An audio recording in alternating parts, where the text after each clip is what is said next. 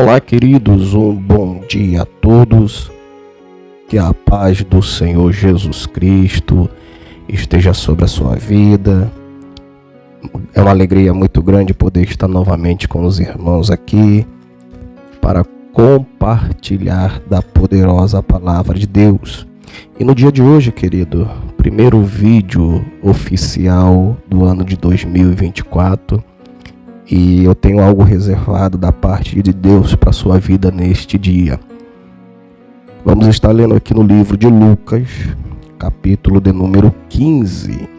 Livro de Lucas, capítulo de número 15, a partir do versículo de número 11, que diz assim a palavra do Senhor. E disse: certo homem tinha 2 filhos, e o mais moço dele disse ao seu pai: Pai, dai-me a parte da fazenda que me pertence. E ele repartiu por eles a fazenda. E poucos dias depois o filho mais novo, ajuntando tudo, partiu para uma terra longínqua, e ali desperdiçou a sua fazenda, vivendo dissolutamente. E havendo ele gasto tudo, houve naquela terra uma grande fome, e começou a padecer necessidade. E chegou-se a um dos cidadãos daquela terra, o qual mandou para os seus campos apacentar porcos, e desejava encher o seu estômago com as bolotas que os porcos comiam, e ninguém lhe dava nada. E tornando em si, disse: quantos jornaleiros de meu pai têm abundância de pão, e eu aqui pereço de fome. Levantar-me-ei e irei ter com meu pai, e direi-lhe: Pai, pequei contra o céu e perante ti, e já não sou digno de ser chamado teu filho. Faze-me como um dos teus jornaleiros. E levantando-se foi para o seu pai, e quando estava longe, viu seu pai e se moveu de íntima compaixão, e correu, lançando-se ao seu pescoço, e o beijou. E o filho lhe disse: Pai, pequei contra o céu e perante ti, e já não sou digno de ser chamado teu filho. Mas o pai disse aos seus servos: trazei depressa um melhor vestido, e vesti-lo, e ponde um anel na mão, e alparcas nos seus pés. Trazei o bezerro cevado e matai, e comamos e alegremos-nos, porque este meu filho estava morto e reviveu. Tinha-se perdido e foi achado, e começaram a se alegrar. Louvado seja o nome de Jesus. Queridos irmãos, queridos ouvintes da palavra de Deus, nesta manhã, neste dia, eu quero compartilhar com vocês essa palavra, essa passagem da palavra de Deus. Queridos, a história diz que um certo homem tinha 2 filhos, e esses filhos trabalhavam, na fazenda do seu pai, trabalhavam com seu pai. E um certo dia, um filho mais novo, ele começou a perceber e olhar e dizer assim: calma aí, os meus anos estão se passando, o tempo está passando, eu estou ficando mais velho, e o que é que eu estou aproveitando aqui na casa do meu pai? Tenho o que eu quero comer, tenho o que eu vestir, mas a minha vida está indo embora, não tenho nenhum prazer, não tenho nenhuma coisa para poder fazer grande o suficiente para poder alegrar o meu coração. Esse filho começa agora a desejar algo que estava fora da casa do seu pai. Quem sabe, a história não diz, mas vamos ilustrar, quem sabe, esse filho mais novo, quando se reunia com seus amigos, A conversa dos seus amigos paralelo, ela, rapaz, eu acabei de vir de tal cidade e, rapaz, ali tinha tantas moças bonitas, ali tinha tanta beleza, tanta coisa deliciosa, tanta bebida, tantas coisas para satisfazer a alegria do meu coração. E isso começa a despertar naquele moço que até então só vivia dentro da casa do seu pai, e começa a despertar nele um desejo de conhecer o que tem fora da casa do pai. Então esse moço, ativado pela curiosidade, pela alimentação das experiências dos seus amigos, um certo dia ele chega para o seu pai e diz: pai, eu quero metade do que é meu por direito, porque eu quero curtir a minha vida. O tempo está passando, os anos estão vindo e eu estou perdendo a minha juventude. Eu quero curtir a minha juventude. Eu quero ter outras experiências fora do que eu estou tendo dentro da tua casa. Eu quero aproveitar, me deliciar com as experiências que tem lá fora. Mas eu quero a parte do que é meu por direito, como herança. E nós vemos no texto que em nenhum momento o pai tenta impedir que o seu filho vá. O pai logo de imediato respeita a decisão do filho. O que é que o pai faz? O pai então ele pega, ele tinha 2 filhos, ele reparte a herança e dá a parte que era do seu filho mais novo. Logo de imediato aquele filho, ele pega tudo que era seu por direito, pega seus pertences e vai para uma cidade bem longe. Ele queria de fato se distanciar o máximo que ele pudesse do seu pai, porque ele entendia que agora que as coisas que ele queria fazer, o que estava no seu coração, o seu pai não era conivente, ou seja, o seu pai não compartilhava dos mesmos pensamentos. Ele sabia que aquilo que ele queria fazer, o que estava no seu coração, desagradava o seu pai. Então ele vai para bem longe, como que diz assim: o que os olhos não veem, o coração não sente. Então eu vou para longe do meu pai e meu pai não vai saber o que eu estou fazendo. Não vou precisar mais dar satisfação nenhuma para meu pai. Então ele vai para uma cidade muito longe. Então nessa cidade ali, ele começa a viver experiências que antes ele não tinha. Dentro da casa do pai, ele não tinha aquelas experiências e ele achou a melhor coisa. Quem sabe ele diz: nossa, quanto tempo eu perdi, quanto tempo eu estava perdendo dentro da casa do pai. Isso aqui que é vida, isso aqui que é alegria, isso aqui que é satisfação, é prazer. Quem sabe ele conhece várias mulheres, amigos começam a lhe cercar, porque agora ele estava por cima, né? Estava com dinheiro, boas vestes, um rapaz novo, chega numa cidade diferente, com tudo do bom e do melhor, logo as pessoas lhe cercam, logo as pessoas lhe abraçam. Então aquele jovem, ele seduzido por todo aquele prazer, aquele glamour, tudo aquilo que ele podia aproveitar, ele cai de cabeça. Só que ele não percebe que ele estava gastando toda a sua herança e mais cedo ou mais tarde, tudo que não entra, só sai, uma hora acaba. Então ele não percebe que a sua herança, ou seja, o seu reservatório, o que ele tinha guardado, estava se acabando, até que a herança se acaba, até que o dinheiro que ele tinha, a riqueza que ele tinha, chega a um ponto final. É neste momento, então, em que talvez ele procura os seus amigos, procura as pessoas que estavam com ele naquele momento de comemoração, de alegria, de bebida, de dança e tudo mais, e as pessoas percebem: e aí, vai pagar o que hoje? Né? Hoje vai bancar tudo? Como é que vai ser? Não sei o que. Isso que ela diz: olha, infelizmente eu não tenho mais nada. Tudo que eu tinha acabou, todo o dinheiro que eu tinha se foi. E é nesse momento, querido, que a primeira coisa acontece com ele. O que é? As amizades se revelam quem são de verdade. Querido, é na hora que o cerco se fecha, é na hora que o cerco aperta, que a gente descobre quem é e quem não é.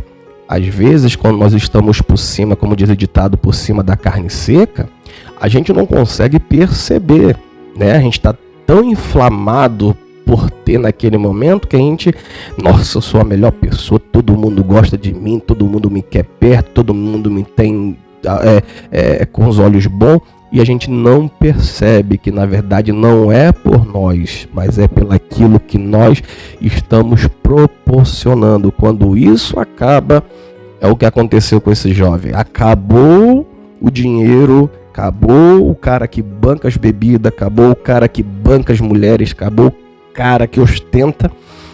Aí aqueles que eram amigos, que se diziam amigos, se revelam as suas verdadeiras faces. A máscara cai e todo mundo olha para ele e diz: tu não presta mais para andar conosco, tu não presta mais, tu não serve mais, e ele é excluído. É quando o texto diz que ele caindo em si, porque depois que os amigos vão embora, aqueles que se dizem amigos, a segunda coisa que acontece é que ele cai em si, que ele não era nada, que ele não era ninguém, que ele só era alguma coisa, ou achava que era quando estava com dinheiro no bolso, quando ele podia sustentar, né, as pessoas para estarem do seu lado.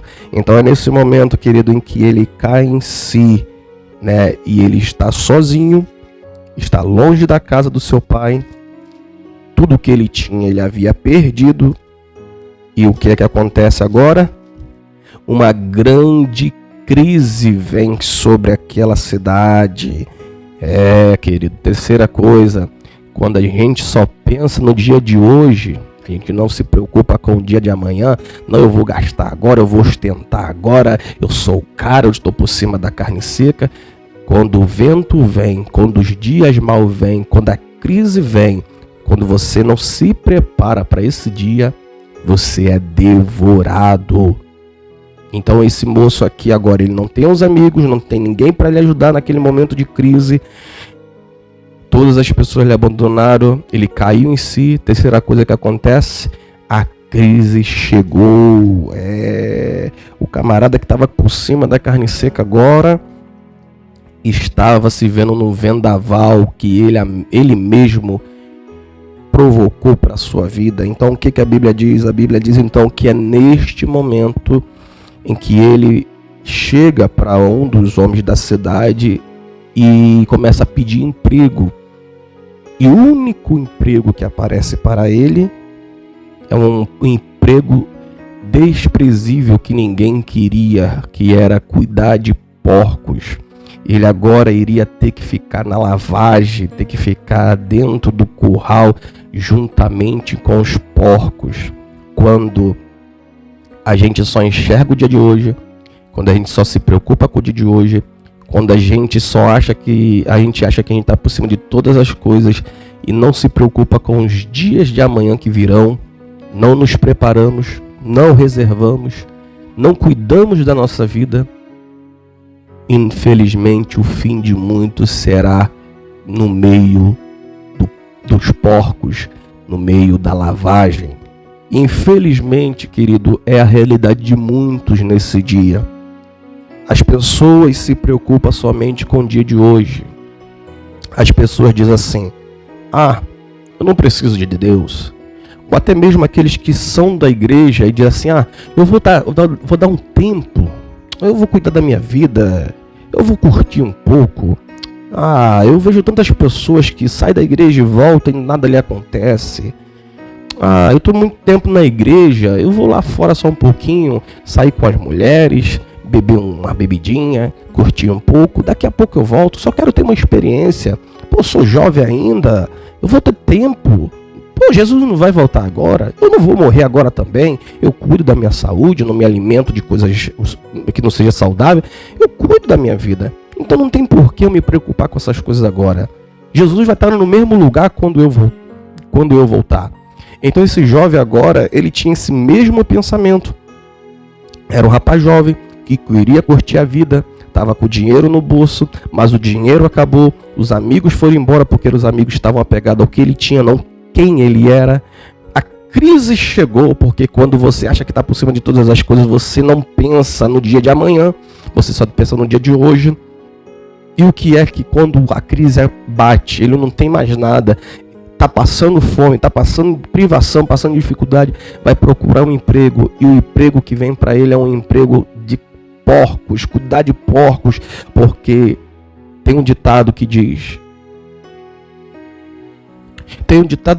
né, que quem anda com porcos, o farelo comem. Então esse moço literalmente estava nessas condições. O único emprego que aparece para ele, o único recurso que aparece para ele é cuidar de porcos, é estar no meio de porcos. E o que o porco faz? O porco vive na lama, querido.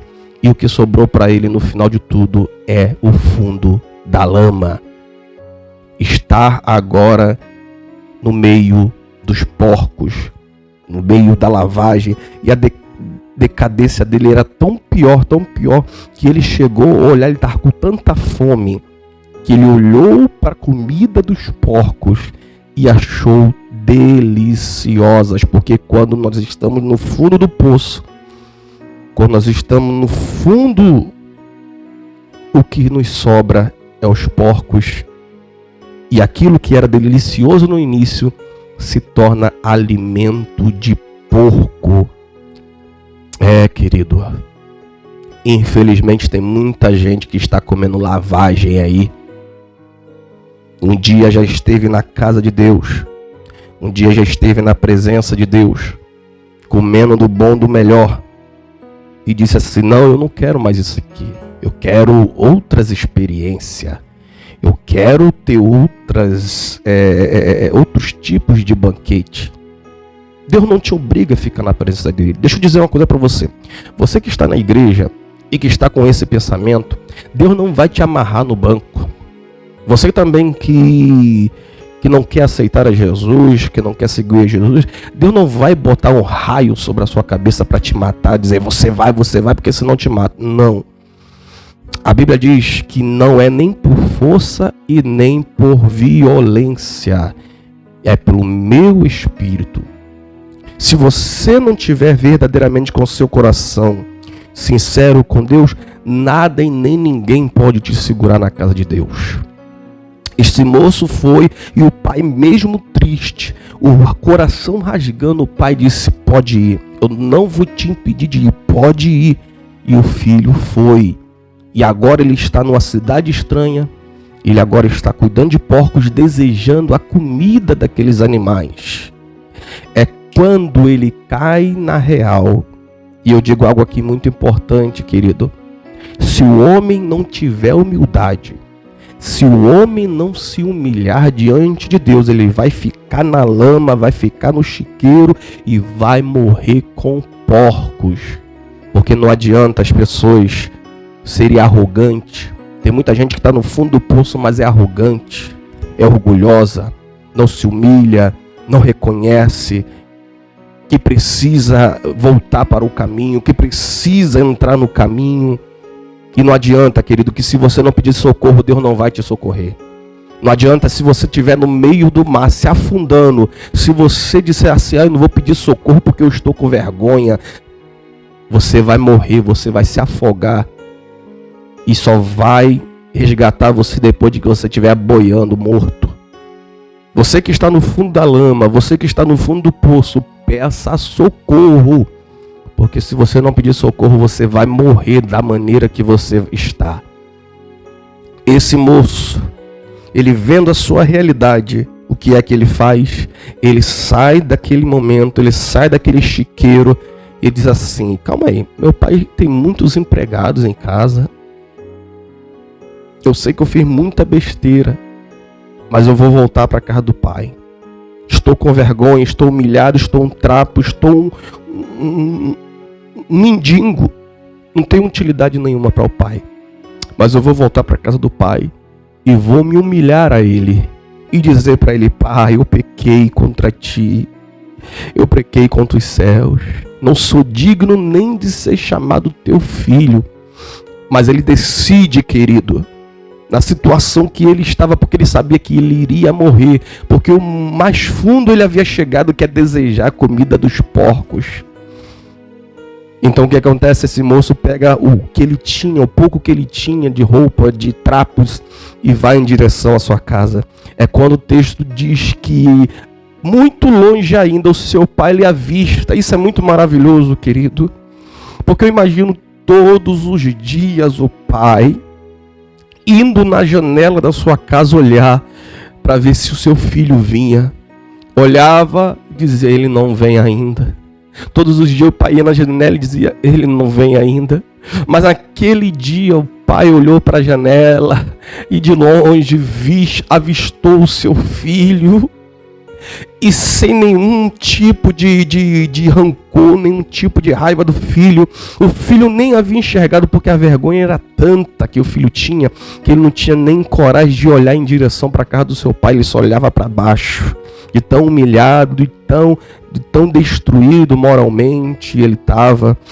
Mas o pai o avistou e ele, sem perceber, o filho sem perceber, o pai vem correndo. O pai não pegou carro, o pai não mandou servo, o pai não mandou ninguém. O próprio pai saiu da sua casa e correu em direção ao seu filho.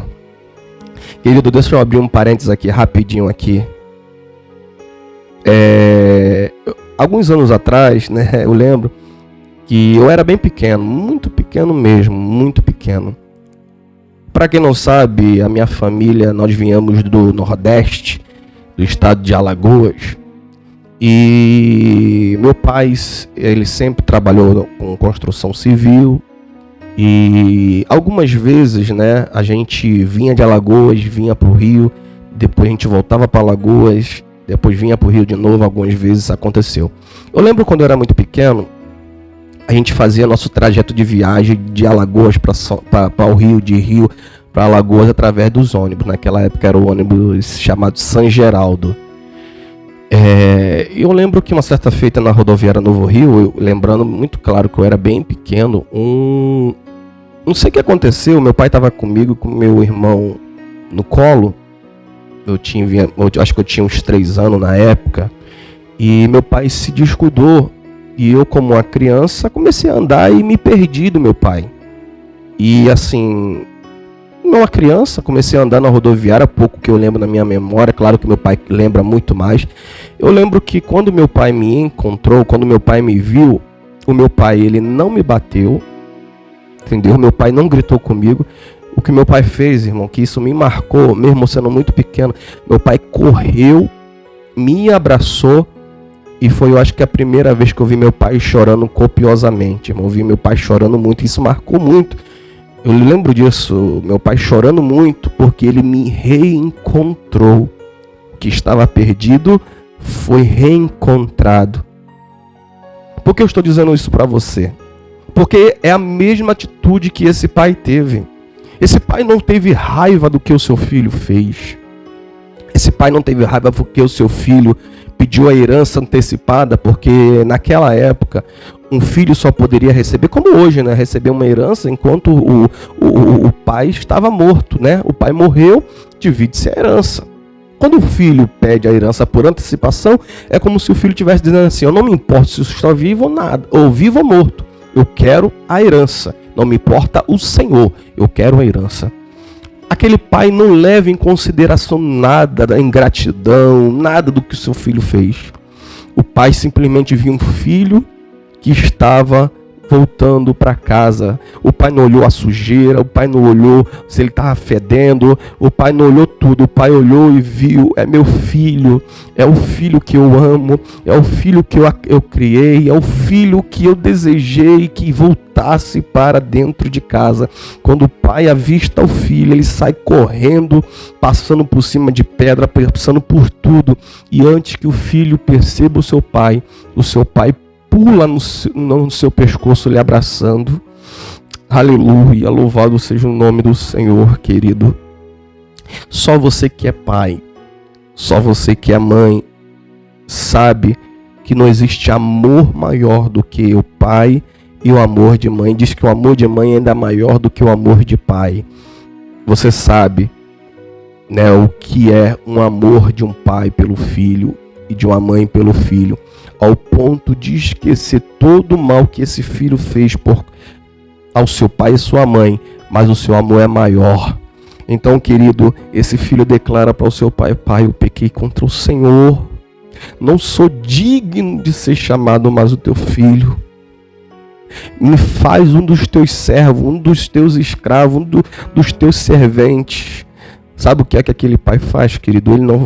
Ele não xinga ele não bate nele, ele não humilha ele, se o miserável, você foi ingrato e tal, não. Sabe o que aquele pai faz? Ele chama os servos: ei, vem cá, corre aqui. Eu quero que você vá lá em casa e traga o melhor tecido, a melhor roupa, o anel, a sandália. Dê um banho no meu filho, porque ele está sujo. Alimente ele, porque ele pode estar sujo, pode estar imundo, mas ele continua sendo meu filho amado. Aleluia, louvado seja o nome do Senhor Jesus Cristo. Querido, Romanos capítulo 9, versículo 8 diz, noutras palavras, não são os filhos naturais que são filhos de Deus, mas os filhos da promessa que são considerados descendência de Abraão, ou seja, nós em outrora. Olha o que a Bíblia diz em Gálatas capítulo 4, versículo 4 e 5, mas quando chegou a plenitude do tempo, Deus enviou seu filho, nascido de mulher, nascido debaixo da lei, a fim de redimir os que estavam sobre a lei, para que recebêssemos a adoção de filhos. Ou seja, nós não éramos filhos da promessa. Aqueles que vieram de Abraão, né, a descendência de Abraão, a descendência de Isaac, de Jacó, as 12 tribos, eles eram. Mas a Bíblia diz que eles não foram fiéis à promessa que Deus fez. Então Deus, ele através do sacrifício de Cristo Jesus na cruz, ele nos fez filhos seus por adoção.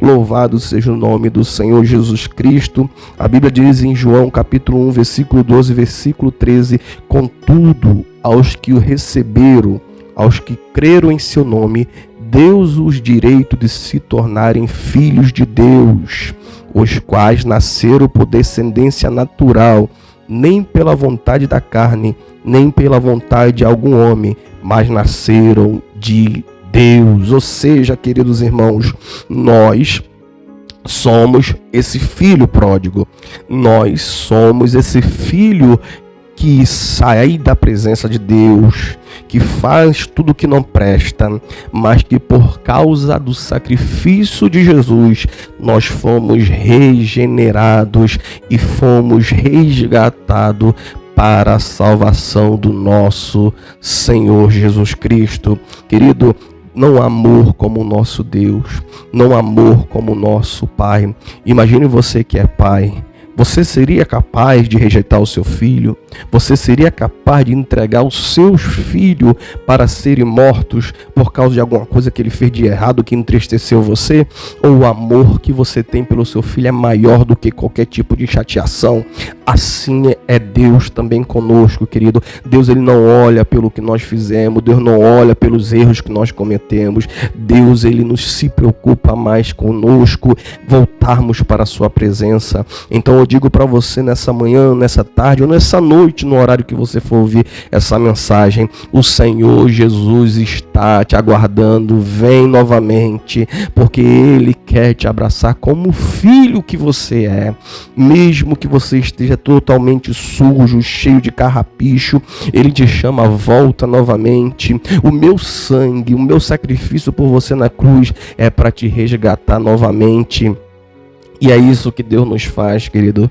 Ele nos traz de volta. E a Bíblia diz que aquele filho todo sujo, todo mulambento, ele é limpo, ele é lavado e volta à comunhão com o seu Pai. É isso que Deus tem para cada um de nós. Eu sei que o pecado que nós cometemos nos traz vergonha, nos traz grande desespero, medo, né? Eu lembro que quando eu era pequeno tinha um pavor quando eu fazia alguma coisa de errado, do meu pai, da minha mãe me pegar, me dar uma surra. mas Deus, na verdade, Ele está mais preocupado em te abraçar, em te restaurar. É isso que Deus quer. Às vezes a gente pensa assim, não vou voltar para a casa de Deus porque eu fiz muita coisa errada, eu vou apanhar, vou me bater. Não, Deus, Ele quer te trazer novamente para a comunhão. Deus quer te trazer novamente para a sua presença e para fazer você entender que você é filho, pecou, saiu da sua presença, fez coisas erradas, mas Ele é um Deus que se preocupa em restaurar aquele que caiu. 1 João capítulo 3, versículo 1 diz: vejam como é grande o amor que o Pai nos concedeu, sendo chamados filhos de Deus, o que de fato somos. Por isso o mundo não nos conhece, porque não o conheceu. Aleluia. Queridos irmãos, queridos ouvintes da palavra de Deus, essa é a minha palavra para você nessa tarde, nessa manhã ou nessa noite, o horário que você vem ouvir essa palavra. Volta para a casa do Senhor, querido. Mesmo fraco, mesmo desanimado, volta para a casa do Senhor. E você que vai ouvir essa mensagem, que ainda não se decidiu, vem para a casa do Senhor. Tem salvação para você, querido. Deus te ama, você é um filho dele também. E Ele quer que você participe desse banquete, que você faça parte da casa dele. Os amigos que estão lá fora, como eu disse no início desse vídeo, são amigos que só estão com você no momento que você está com dinheiro, pode providenciar para eles a bebida, a farra, mas quando isso acaba, quando você está doente, quando você precisa de ajuda, eles todos vão embora. Mas o Pai está do teu lado e você tem na casa de Deus irmãos que estão do seu lado para te ajudar a se colocar de pé, para te erguer e fazer você novamente ficar firme diante da presença de Deus. Amém, querido? Que o Senhor Jesus te abençoe, que você seja renovado pela presença desse Deus, que você tenha força em Deus para poder voltar. Nenhuma condenação há para aqueles que estão em Cristo Jesus. A Bíblia diz, querido, que nada pode nos separar do amor que há em Cristo Jesus. Nada neste mundo pode nos separar. O desemprego, a doença, a separação, tudo que vem de ruim nessa vida pode nos separar do amor de Deus. Esse Deus é maravilhoso, querido, e eu convido você que ainda não conhece a fazer parte, porque tenho a plena certeza que Deus, Ele pode mudar a sua história. Deus pode dar um sentido melhor para a sua vida. Amém? Que Deus te abençoe em nome de Jesus.